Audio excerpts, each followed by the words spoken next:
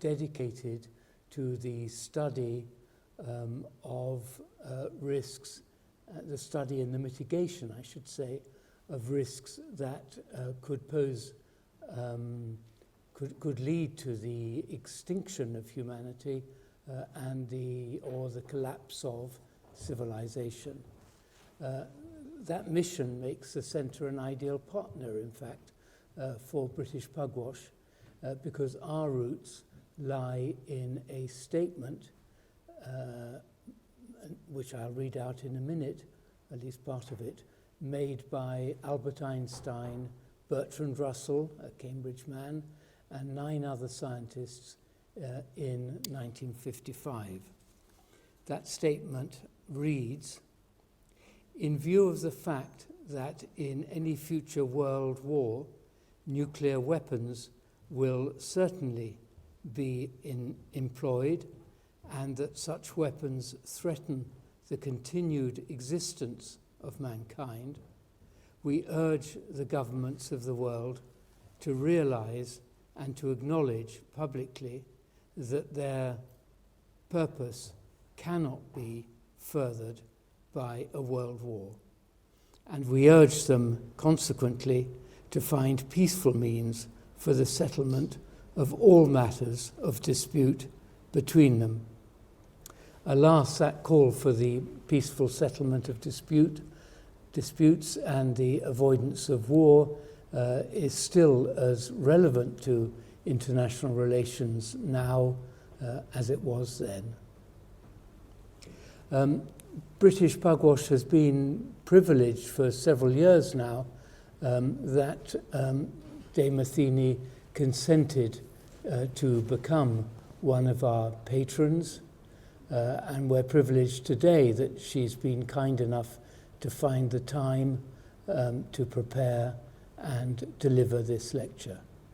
As many of you know, she's combined for a decade now the task of being, in the eyes of many, an outstanding master of Churchill College.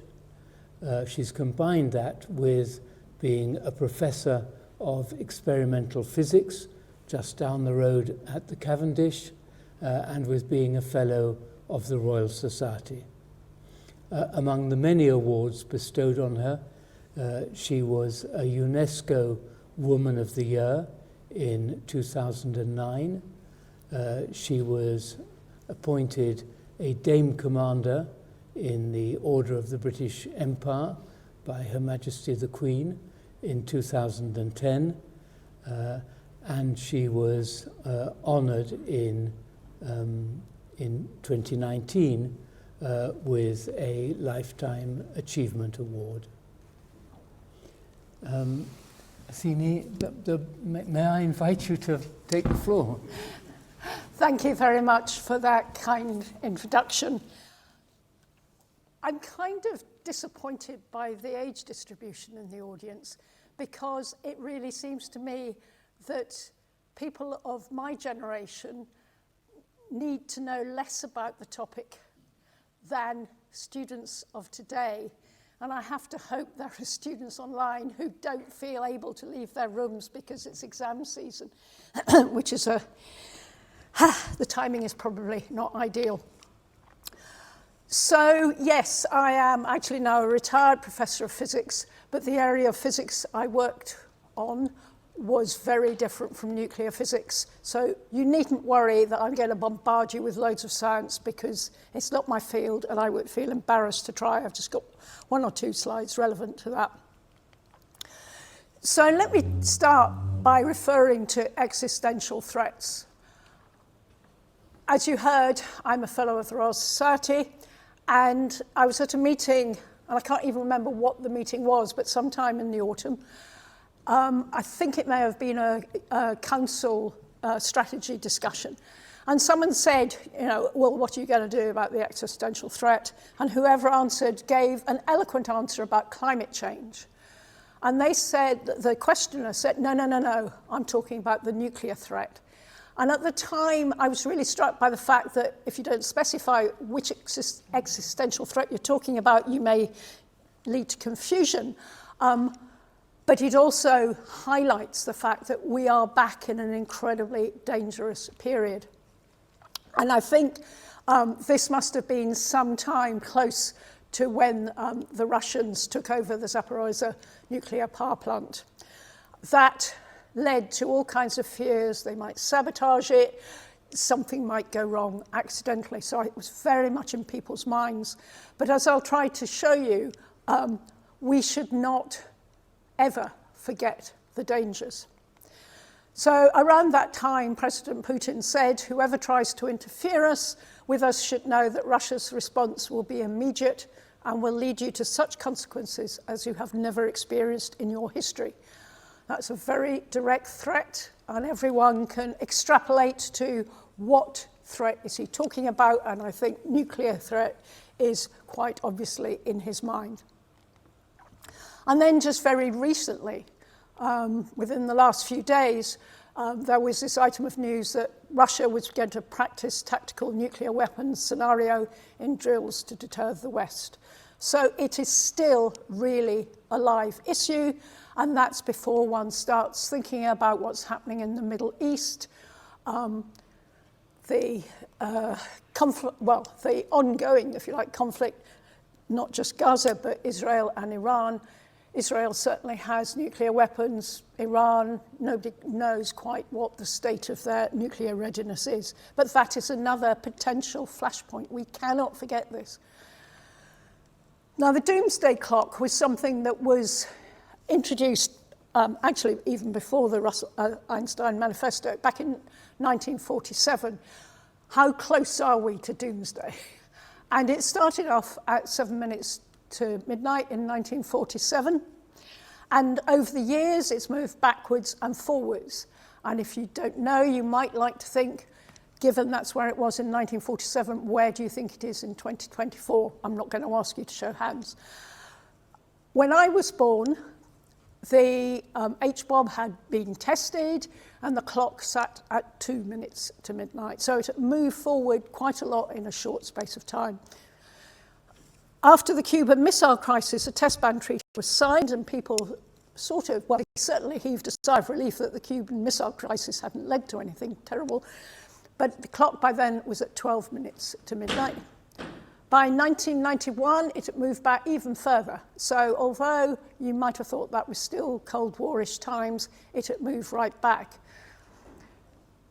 Then, when India started carrying out its own test, it moved forward again. In 2007, this other existential threat was added in to how dangerous is the world, to consider climate change, which is, of course, daily in our newspapers. Now it's at 90 seconds to midnight. It reached that point in 2023 because of the Ukraine crisis, and in 2024 it was maintained at that position. It's only changed once a year. It might well have moved forward, and that is the closest it's ever been to midnight. We really are living in a dangerous period. So let me turn to Sir Joseph Rotblat. As I've just been reminded, the Churchill archives actually contain the papers of Rotblat, so that they would be publicly accessible if you want to know more about him. I always like to talk about the Churchill archives, although I've never used them. I'm not a historian. They are frequently described to me as absolutely brilliant and a wonderful place to go. So if you have interest in 20th century history, it's a good place to visit. So Sir Joseph Rotblat, and his name seems to be spelt in different ways on different websites. He was a Polish-born scientist who came to this country just in time in 1938. And he was a founder and leading inspiration of the Pugwash conferences over many decades. He was a nuclear physicist. He started working on the Manhattan Project, but he was the only member of those teams who resigned on moral grounds once he decided that Germany really wasn't in a position to develop the bomb themselves. He walked away because he saw no reason for the Manhattan Project to continue. But for the rest of his life, he became an ardent voice about the need to end nuclear weapons and other weapons of mass destruction, to stop researching them, to stop testing them. As you heard, the Pugwash conferences were set up in 1957. Some of you may think Pugwash is a cartoon about a captain. And some of you, if I won't sing it, but there is very much a meme associated with that cartoon. This has nothing to do with it. And if you don't know where the name of the Pugwash conferences come from, it's a place in Nova Scotia where the meetings were held starting in 1957. And during the Cold War, Pugwash was particularly active in trying to reduce the importance, if you like, the weight that was being attached to nuclear weapons, to try and get test ban treaties in place, non-proliferation treaties, trying to minimize the risk that nuclear weapons paid. And throughout all of that, Rotblat was very much involved.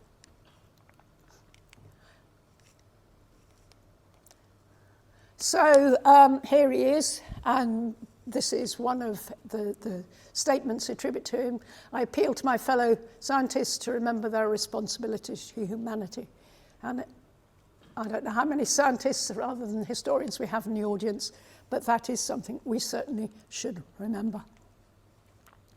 After he left the Manhattan Project, Rotblat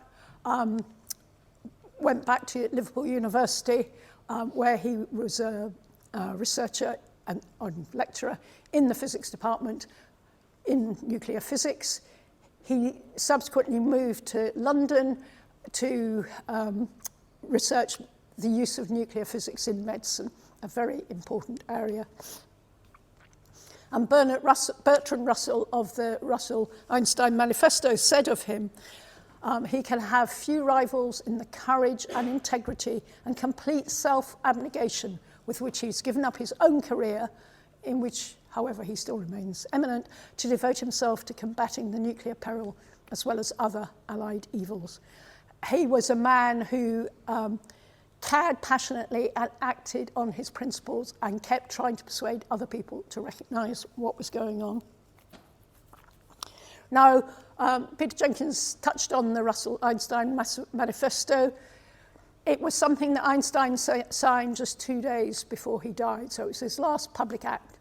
And it was very much designed to highlight, this was 1955, to highlight the issues and encourage world leaders to seek peaceful resolutions to the potential for conflict.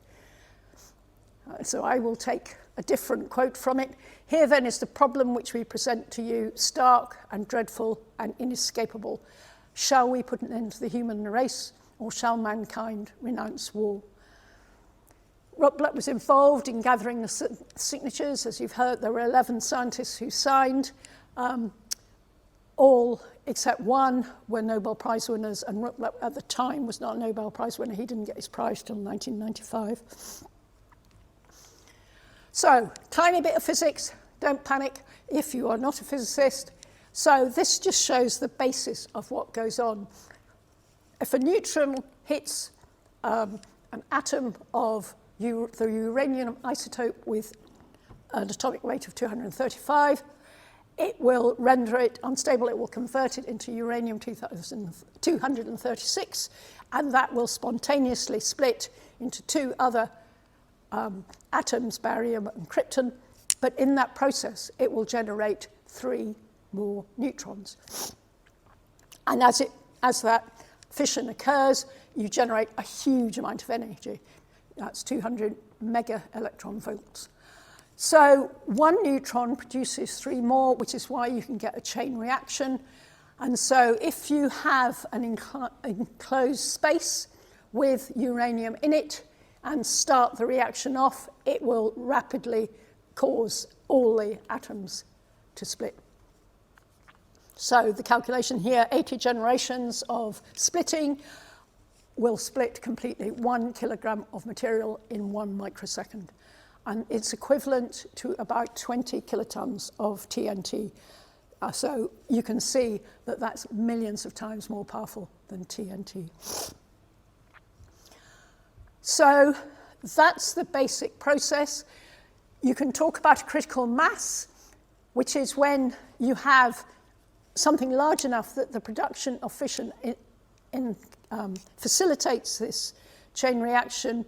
You get more neutrons out than you put in, and if you enclose it, as I say, you can reduce the size required down to a critical mass of 15 kilograms of uranium-235 if it's enclosed in something so the neutrons don't escape, they bounce back into the center. What happens when you have such a bomb constructed? The largest conventional weapon with TNT would be about 11 tons. The bomb that was dropped on Hiroshima was equivalent to about 1,500 conventional bombs.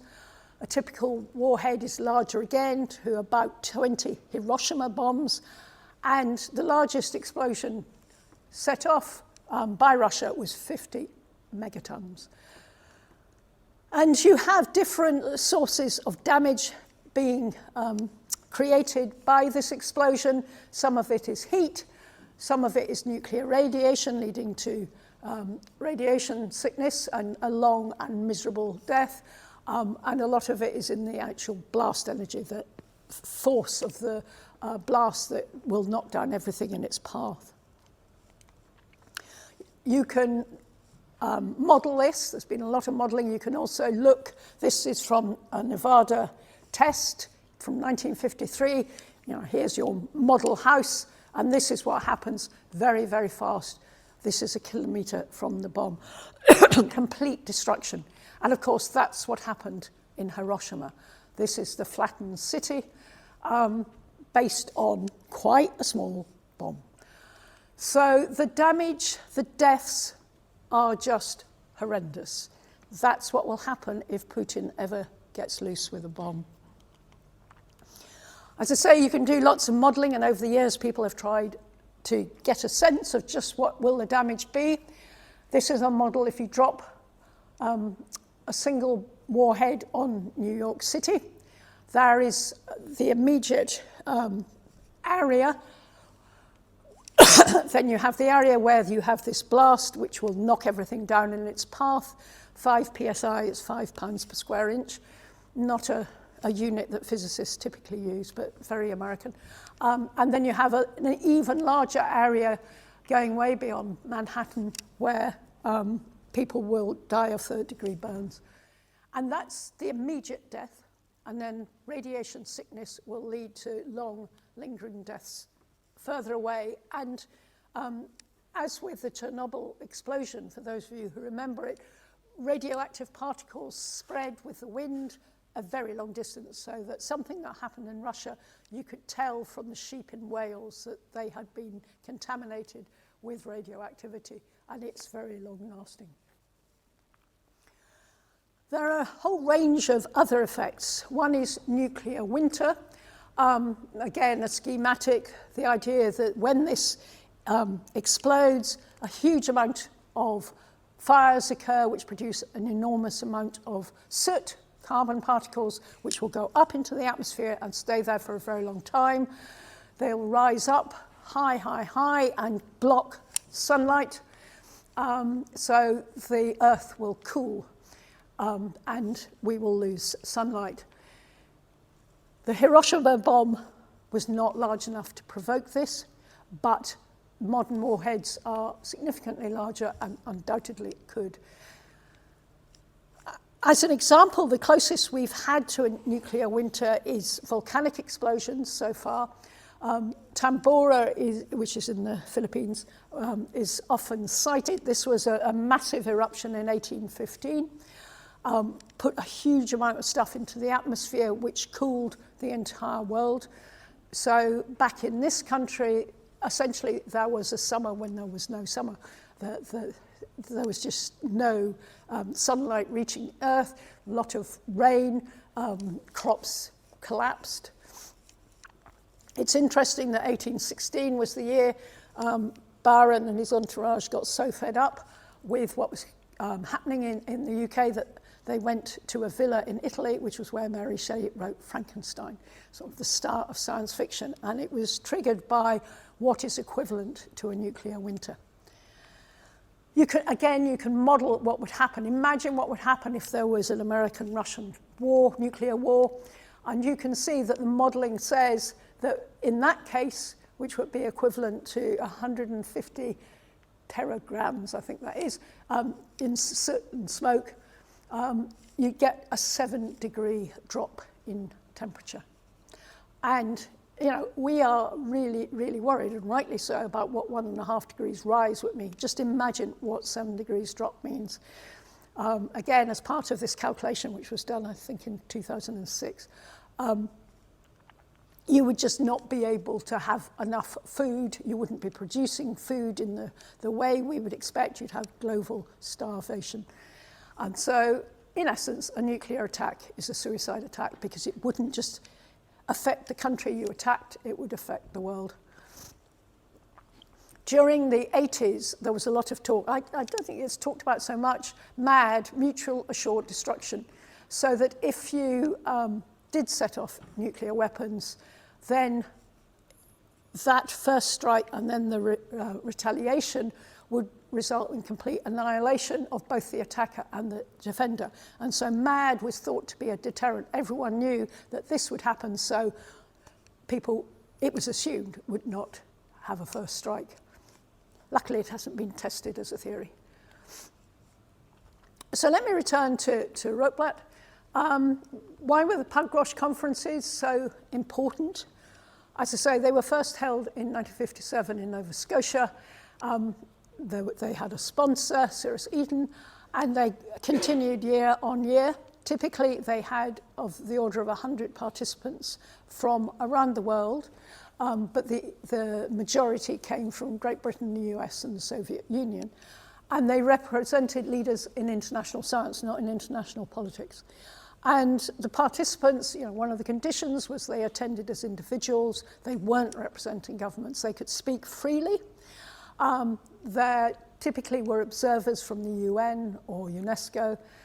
And this ability to talk freely and informally was very valuable. They could report back to their governments, but they weren't representing their governments. And they could talk about the science and what was going on. So throughout the Cold War, Pugwash worked hard to diminish the part played by nuclear weapons in international affairs. They were effective in contributing to the Partial Test Ban Treaty and the Nuclear Non-Proliferation Treaty in the 60s. And Rotblat was involved for many, many years. He was Secretary General for about 16 years. Then for 10 years, he became chairman, and ultimately he became president of Pugwash Worldwide. Now, as a member of the general public, I knew much more about CND, the Campaign for Nuclear Disarmament. As I grew up, I was really conscious of these nuclear threats. I mean, even as a child, it was very clear to me that I wouldn't have had a clue what a nuclear weapon was, but I knew it was something awful. And Rotblat became a founding member of CND. For a few years after that, there were what were called the Aldermaston marches, which grew in magnitude. My older sister was taken, or at least part of it, I mean, it was quite a long walk, but she went on part of it at the age of 10, taken by our grandmother. That's, you know, my family really were, none of them were scientists, but they really cared. It was so much more in the sort of citizens' view at that point. After that, there were disagreements, I think, about how peaceful protests should be, and things faded. And then by the 80s, things took off again. CND held a number of really large demonstrations, certainly in London. And I suspect the last one I went on was in 1985. I can date it because there was a massive demonstration ending up in Hyde Park, and then I went off again with my sister and my mother, and we went to a restaurant. I told her I was pregnant. It was the first time I told anyone. I think she probably guessed because I was so hungry during that. Anyhow, and then they've sort of faded away again. People don't talk about CND very much, although it's still in existence. Towards the end of his life, Rotblat died in 2005. Towards the end of his life, he said, the short-term objective is the elimination of nuclear weapons. The long-term objective is the elimination of war altogether. As the years have gone on, my hopes of seeing the long-term goal have gone, and I'm not sure that I will see the short-term goal either. But other people will have to take up the fight. And other people have, but as I say, it's just not in the public consciousness in the way it probably deserves to be. If you look at the history of nuclear tests, again, as a child, as a teenager, I remember hearing when tests were carried out. You can see that by the recent years, no one is testing except North Korea, and they've sporadically done some nuclear tests. But there was a period when there were a huge number of nuclear tests carried out by different countries. There have, or has rather, under the influence of the various treaties, which I'll come on to, there has been a significant fall in the total number of warheads held. And you might think that was a good thing. Well, of course it is, but that's still enough to annihilate the world I don't know how many times over. So the fact that it's lower is good, but it's hardly removed the problem. These things, Start 1, Start 2, New Start, are the various treaties, and I'll come on to them. So yes, we have fewer warheads, but no, that's not sufficient. And again, if you look at it by country, these are the numbers held in different countries. You can see the list, the complete list of countries that are known to have nuclear capability. And as I say, Israel is known to have nuclear capability. DPRK is North Korea. India, Pakistan is another place where people really worry that it could be a flashpoint. And the UK has held on to its warheads. I think it's a fair question to ask how many of the warheads are still viable, because of course you can't check that. And I've heard quite a lot of stories about, well, the Russians are so corrupt that they tend to let their weapons destroy and keep the money that they should have been putting into doing whatever. I have no idea if that story is true, but it was circulating a lot, particularly at the beginning of the Ukraine crisis. Part of the trouble is it's quite easy to set off a nuclear bomb. It doesn't take much for someone, mentioning no names, but how about Trump, just to hit the button. And you can have a policy about launch and warning, but how long does it take for something to get there, and what do you do? No one has signed up to a no first use policy, which would be good, or at least not enough people. And there have, over the years, been a number of false alarms. And I'm not going to read through all this, but you can see that it's quite easy to have a false alarm. And if someone is, if you like, trigger happy, the fact that there is a defective computer chip could lead to the annihilation of the world. That's quite scary. Maybe our computer chips are better since 1980, but I think defective computer chips are still current. So there is the danger of false alarms, and there's the danger of actual mishaps. Here's a list of some mishaps. Accidentally dropping a nuclear bomb is a pretty serious kind of mishap. There haven't been so many recently, and let us hope that continues. But this is a comment from a former US Strategic Command head. We escaped the Cold War without a nuclear holocaust by some combination of skill, luck, and divine intervention, and I suspect the last in greatest proportion. It's not very reassuring, is it? And if you ask the head of US Strategic Command today what they thought, I wonder if they wouldn't make a similar kind of comment. So there have been a number of treaties with finite lifetimes, and they have had the effect of reducing the number of warheads, but as I say, not to a point that is sufficient to make us in the least bit safe. And they haven't necessarily really had the impact one might hope. Not everyone signs up at different periods. For instance, what was known as SALT II, which occurred when I was in the States and was greeted with great enthusiasm, but the Americans never ratified it, so it never came into force. There are ongoing discussions, but they don't seem to lead to anything particularly substantive. So this is the most recent one, the prohibition of nuclear weapons. It was adopted in 2017, but not that many countries have ratified it, and certainly not the nuclear powers. So it would prohibit development, testing, production, use and threat and use of nuclear weapons. It is possible that this means we will not get new nation states developing them, but that's not to say, what are they called, rogue actors or something. You can imagine that, I mean, the know-how how to do it is out there. It's a lot of it, the concern, and this was the concern about Iran, is that they can produce enough uranium-235. That's the crucial thing. And that's why the purification and the centrifuges are so, people worry about them so much because it wouldn't take much to make this possible. It would be possible to have an irreversible elimination, but no one signed up to that. So it's a step forward, but again, it doesn't take us very far. So, you know, here are the thing, non-state actors. These are the known nuclear powers. Cyber attacks, I mean, who knows? Hacking is getting really clever. Who knows what that could do? We don't really have an arms control regime. We have new, powerful nations feeling the right to sort of muscle in on the world stage. It isn't just Russia and America we're talking about, with France and Great Britain in the margins. There are far more countries.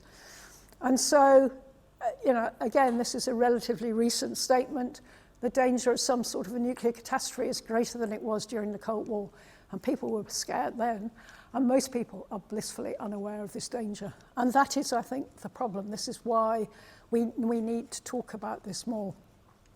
Pugwash has been involved in what's known as multi-track diplomacy. So there's, you know, normal, what everyone knows about government-to-government diplomacy. And then there are civil society experts who will talk to each other. And in this context, I'd like to mention the Royal Society again, who over the years has had, and it's well known that they have this, they have a relationship with some North Korean scientists studying some particular volcano in North Korea. I mean, I don't know what anything about this, but you know, this was seen as a way of keeping contact with North Korea because it wasn't involving governments. It was just some naive scientists having a, you know, but it kept the lines of communication open. Pugwash sort of sits in between, if you like, in this track 1.5. It's helped to lay the groundwork for all those various treaties, and it is why Rotblat ended up with the Nobel Prize with Pugwash in 1995. One can look at a world map and see who's a nuclear weapon-free zone, and it's most of the global south, and who isn't. And I'm afraid this country is one of the areas that isn't. And again, America and Russia and India and Pakistan are the key players in this. So let me end by saying nuclear weapons exist. We can't forget how to build them, but we should be able to come to a global decision that we're just not going to use them, or there won't be a globe. And I think it is important that citizens are more aware, and I don't mean having leaflets through the door saying what to do in the case of a nuclear attack, because if you're too close to the epicenter, that won't make any difference whatsoever. People need to be vocal about this and keep it on the agenda.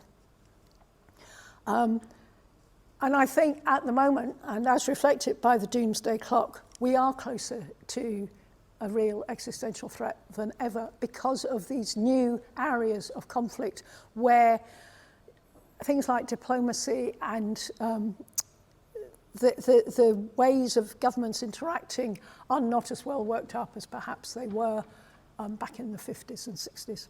And I'll stop there. Thank you.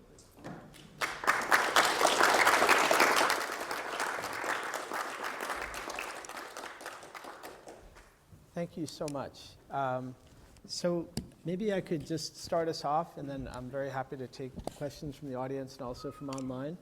You know, one thing that strikes me as an historian is how when we talk about the threat of nuclear weapons, and as you said from the outset, those of us, including me, who remember the Cold War, some of what we talked about, or you talked about rather, is familiar. And of course, like as you say, it's incredibly important that younger people kind of aware of the things that we grew up with. But I also wonder whether given how different the landscape is now, whether in some ways it's even more worrisome. And in a way that's counterintuitive, because as you pointed out, I think it was like in the 1983 or 84, we peaked at something like 70,000 warheads worldwide, and now I think there's like something like 10% of that, right? Or 1/6 as much, I think, right? So it's come down quite a lot. But that said, there are more nuclear powers than there were then. And also it's often been said that as rudimentary as command and control systems were and maybe still are, and as many accidents or miscalculations as we know about, and there are probably many more we don't know about, the things that make these systems risky are, if anything, even more the case when we're thinking about nuclear arsenals that are under the command of, say, the Pakistani military, or yes, countries where we wouldn't necessarily expect that they would have the same kind of redundant systems, even though redundancy creates its own risk, right? So the last thing I would say is, though, I mean, to me, whereas that mad world that you describe and so many of us still remember, is one that could very well have meant billions of people dead in almost any conceivable scenario of war between the U.S. and the USSR. I feel like we're now in an era in which we can imagine many different kinds of nuclear war. And many of those scenarios are ones in which, as horrendous as it would be, and you can imagine, war between, India, Pakistan, for example, or maybe in a few years it will be, Iran, Saudi Arabia, or Iran, Israel. Those are wars where, it's likely the case that many people in other parts of the world would survive. And there are some now, including Alex Wellerstein, the person who created the nuke map, who are saying that we actually ought to be talking more about civil defense. That was an idea that was, for some people, completely, misguided during the Cold War, because we didn't want to normalize the idea of nuclear war. But if we're living in a world in which we can well imagine maybe multiple nuclear wars of various kinds, should we be talking about civil defense is something that actually starts to become sensible. Yes, Yeah. except I'm perhaps less optimistic that if India and Pakistan started swapping bombs, it wouldn't impact the entire world, because the warheads are so powerful. I mean, it might not be immediate deaths, I agree, but I think the impact on climate, for instance, contamination, supply chains will be completely destroyed. We'd likely have no means of communication anymore, because all the satellites would, right, I think you can imagine, and yeah. so I am less optimistic that you can have a localized nuclear war, I guess.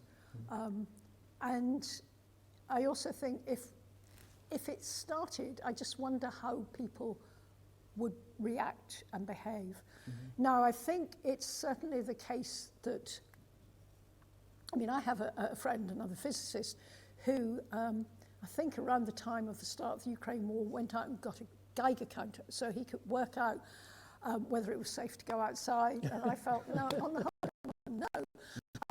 But that was, if you like, a step. Because as we saw with the Chernobyl explosion, some places in the path of the wind, as it were, you could stay indoors and shut all your windows and hope that the ultra high levels would fall.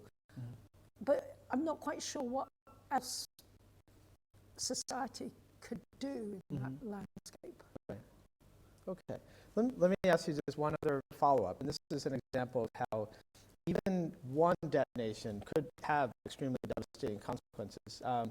There's a new book out. It's actually a bestseller in the United States called Nuclear War, A Scenario.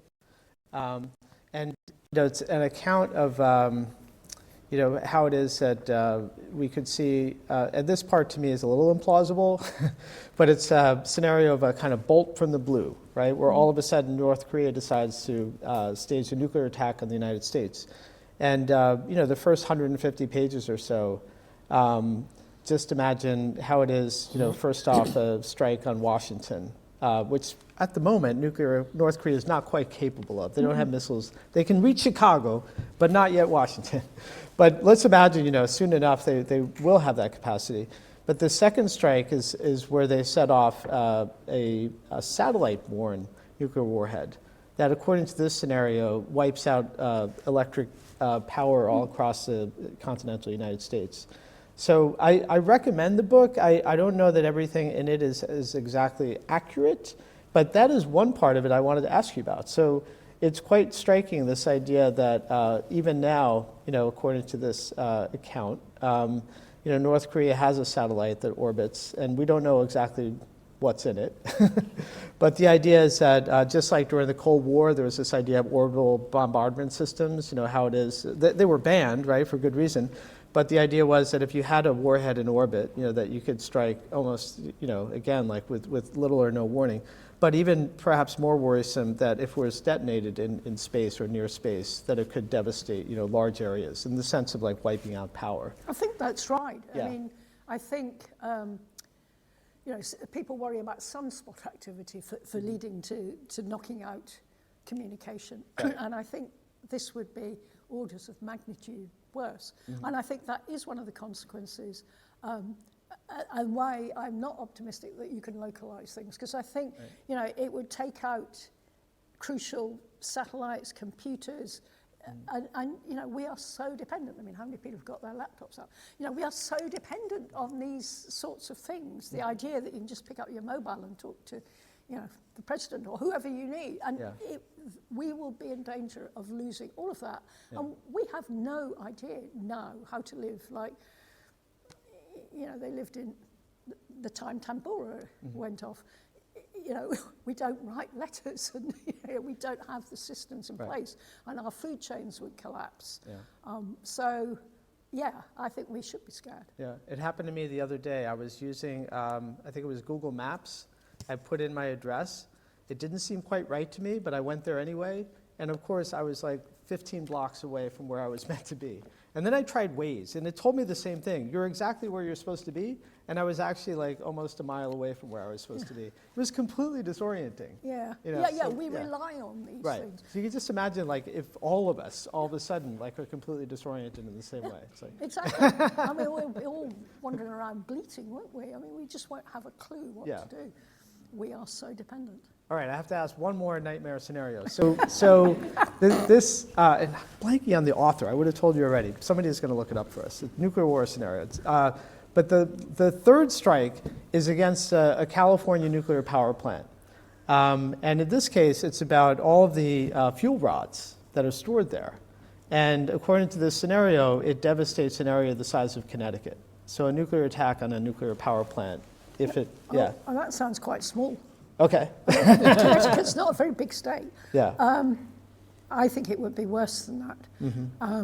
I mean, 3 Mile Island didn't go critical, but how far did people fear that nuclear power station could have gone? And that was not a strike. Right. That was just overheating, as I remember.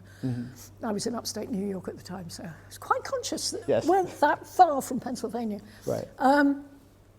So I think if you take out a nuclear power station, I mean, again, think of Fukushima, when the tsunami or whatever took out a nuclear power station. Yeah. And actually, that was far less dramatic. The number of direct deaths from that were really quite small. Right. But I think if you bombed it so that all the radiation could get out, I think it would be a totally different scenario. Right. Okay. All right. So let me open up. Painted 3 different horrible scenarios. Anybody want to add some more? Why don't I start with Hayden, and then I'll come down. I see another question there and there. And and then I'll switch over to this side. Over Thanks to you, very much. Hayden. So Yeah. I think it's Anina Jacobson who wrote the Annie nuclear Jacobson, war exactly, yeah, scenario. It's actually being turned into a movie I'm by not surprised, Denis yeah. Villeneuve, who did the Dune movies. So that will hopefully, I guess he saw Christopher Nolan getting the Oscar for Wow. Oppenheimer. Yeah, I mean, it's great that nuclear war is back on our screens. And no, I really do think this. But actually, I wanted to ask about that because Rotblat and Pugwash didn't have this kind of necessarily campaigning, public awareness, getting big protest movements, being arrested, and so on. It was kind of insiders. It was being trusted, being in the know, kind of elite focused. And I was just wondering if you could, share any thoughts about the kind of tension between those kind of like more insider, more outsider strategies, and why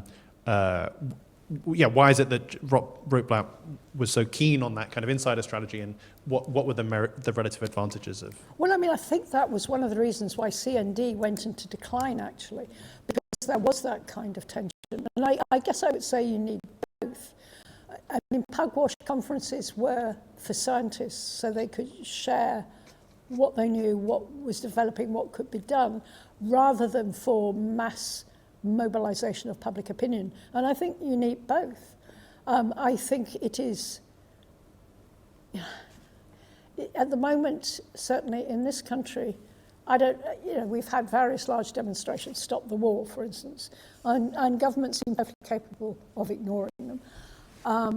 But nevertheless, if you don't have a protest, then politicians aren't going to think about it. I mean, we know lobby groups are effective, and so you need that sort of mass rising up in some shape or form, but you also need the people who have the direct ear.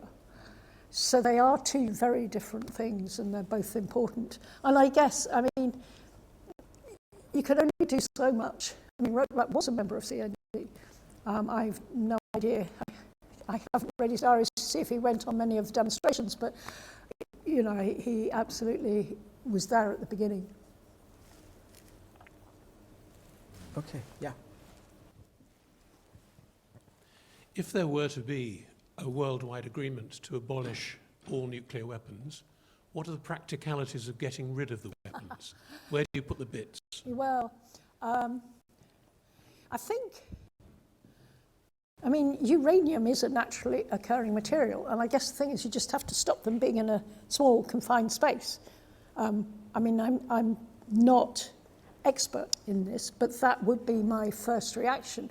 We know that in a nuclear power station, the reactors are dangerous because the rods contain the radioactive material, which uranium-235, it will just sit there kind of indefinitely if you don't start trying to get a chain reaction going. So it's probably actually less of a problem than nuclear power stations, where we all know,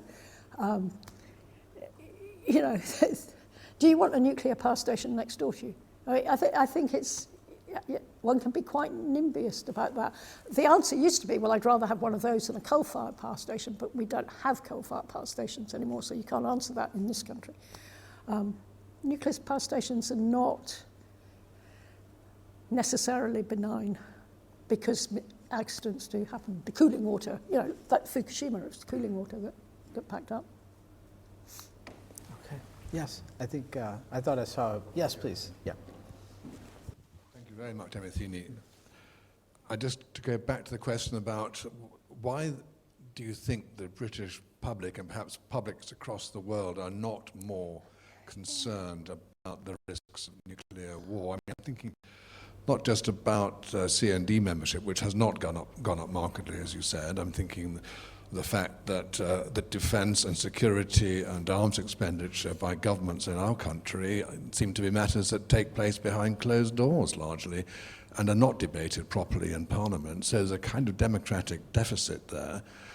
And I don't see the newspapers giving it any attention at all, and apart from popular films, which I hope will do more work. I mean, there seems to be what is it? Is there a kind of putting a collective heads in the sand, or why aren't we getting the information? What's going wrong about something that is really so important? I wish I knew, and I don't. I mean, I think I expected things like the Ukraine crisis, to bring it right up the agenda. I mean, I think there was a long time where people could cast aspersions about North Korea because that was the only country that was testing.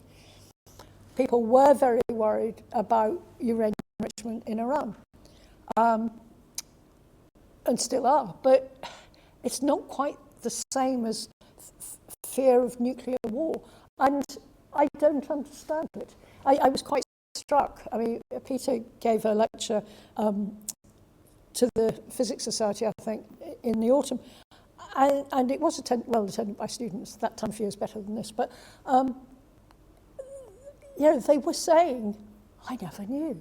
And, you know, to me, that's, but it's all out there, it's all public, and it really surprised me. But you're right, the newspapers don't want to know. They've got other things to worry about, like, am I too woke? I mean, it's... Yes, thank you.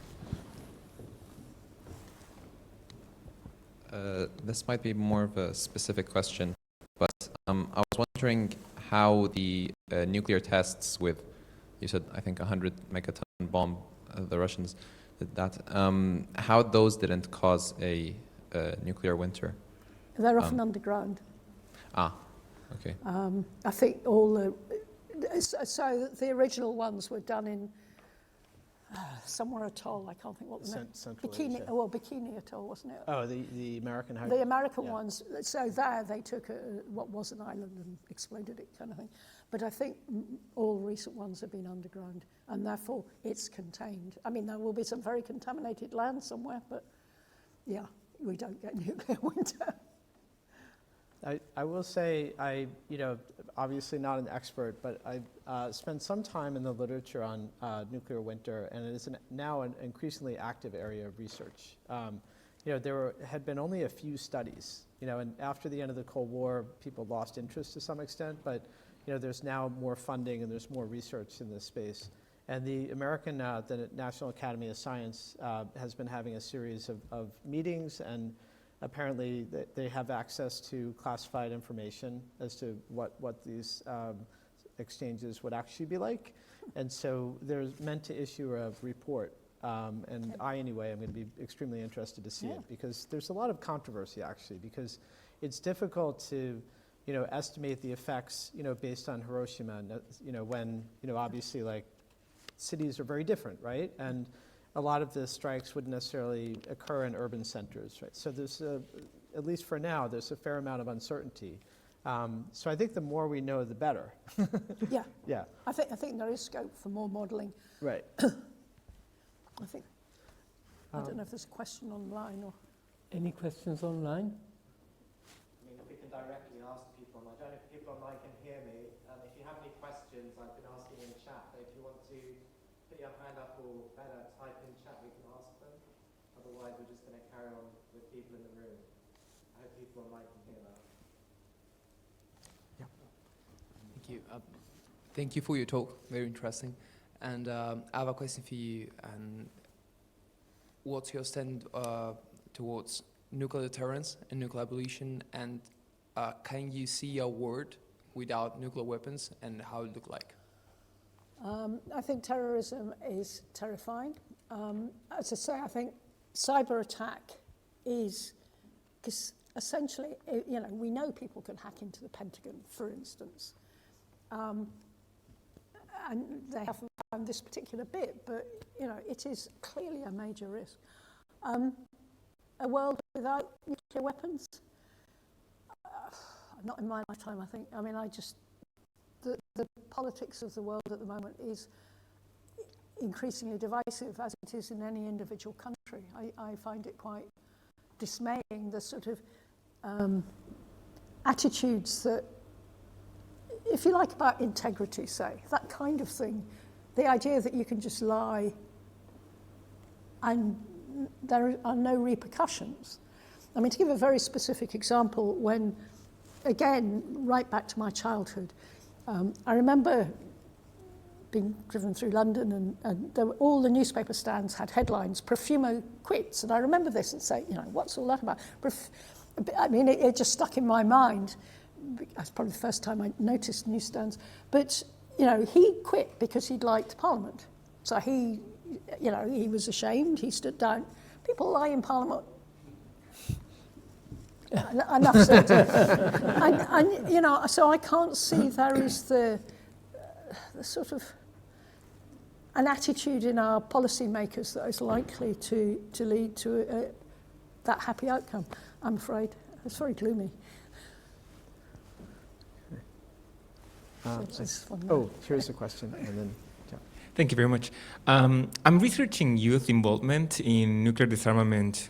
Sorry, can you speak? Yes. My research is on youth involvement in nuclear disarmament. I'm a first-year PhD student in Kiel University. And it is my understanding that Rotblat was perhaps the youngest person in the Pugwash conferences when they first happened. Not necessarily very youthful, I think he was in his 30s, but he was the youngest one, and that many of the student protests from CND and in the US were also essentially mobilizing students and young people. Yeah. You know, you mentioned at the beginning of your talk that you were slightly disappointed by the age distribution. So I also know that today, sort of, you know, Pugwash conferences and CND youth and student chapters are sort of struggling to resonate with young people.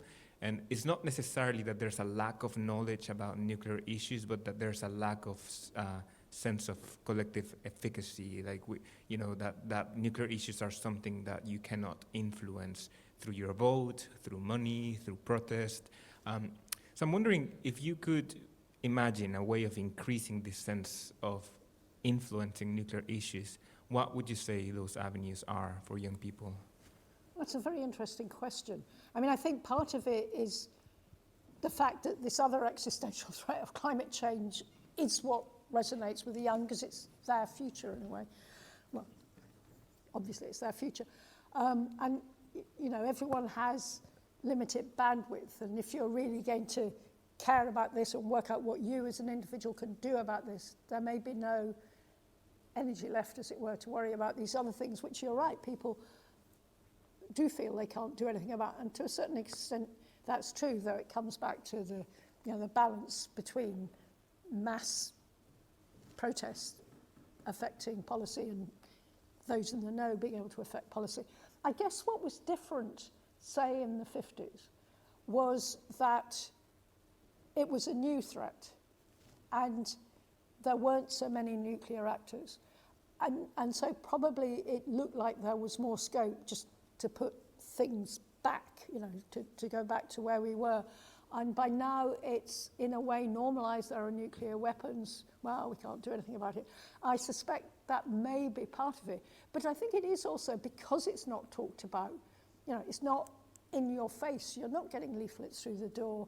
And there aren't the tests either. I mean, as I say, North Korea is somewhere over there, and we all know North Korea is a rogue state, as it were. So you're not having to worry about tests being done on sort of Western soil, as it were. I do wonder, I mean, Trident, we still have Trident. It was very divisive for the Labour Party in the past. Is it going to make people more aware? I can see that could become, it could rise up the agenda, and certainly if you were a Scot living near Holyloch, you know, I think it's always been an issue there. But sitting safely in Cambridge, you know, I think you're right. It doesn't resonate in the same way, and perhaps it should. There's a question from the online audience, and then maybe I'll take one more, and then we'll wrap. Sure. There you go. Just 2 points of information and a question from the Zoom chat. Hi, I'm Jess, I'm Matt's colleague. So Alison Williams had mentioned that TPNW has a section on the legacy of nuclear testing, particularly the UK refusing to compensate victims. If anyone is more interested in that topic. I think more immediately, CND has a day of action at the US Embassy, 12 till 2 p.m, Saturday 11th of May, which is quite soon. Very soon, yes.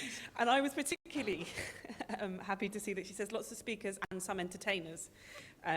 So if you wanted to relive your London CND, that is available. There was a question that I think in some ways you've answered from Rhys Lewis-Jones, but I'll ask it again just in case you wanted to add anything. So he asked, when we consider the nuclear threat, are we guarding against a civilization threat, i.e. the irretrievable collapse of civilization? But how do we discern from this worst case scenario and lesser nuclear catastrophes?